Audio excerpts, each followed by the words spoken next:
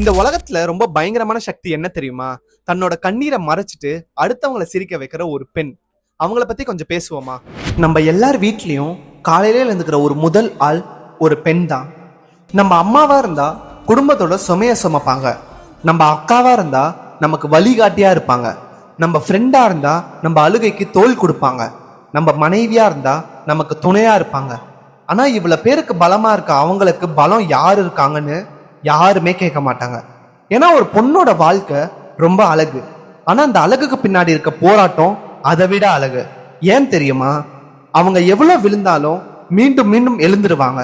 அவங்க எவ்வளவு உடைந்தாலும் மீண்டும் சிரிச்சிருவாங்க. அவங்களுக்கு பயம்லாம் இருக்கும், ஆனா அந்த பயத்தோட கூட அவங்களுக்கு நடக்க தெரியும். அதான் அவங்களோட உண்மையான தைரியம்.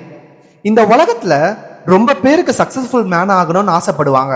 ஆனா ஒவ்வொரு சக்சஸ்ஃபுல்லான மேனுக்கு பின்னாடி ஒரு அம்மாவோட சாக்ரிஃபைஸ், ஒரு அக்காவோட சப்போர்ட், ஒரு ஃப்ரெண்டோட நம்பிக்கை, இல்ல ஒரு பொண்ணோட அன்பு கண்டிப்பா இருக்கும். சோ ஒன்னே ஒண்ணுதான், நெருப்பு சுடும்னு எல்லாருக்கும் தெரியும். ஆனா ஒரு பெண் சுடுற நெருப்புல கூட தனக்கு பிடிச்சவங்களை காப்பாத்துவாங்க. அதனாலதான் அவங்க ஒரு பெண். இல்ல புரட்சி.